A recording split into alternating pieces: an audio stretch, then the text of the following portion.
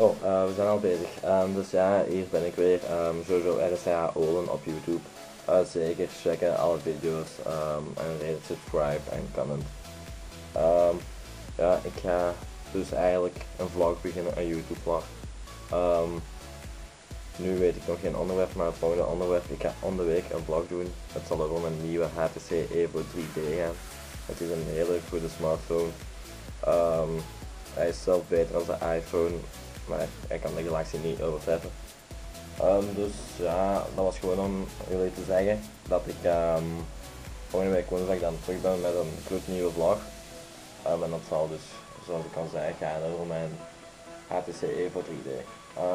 Ja, met mijn vorige gsm, die is dus in het water gevallen.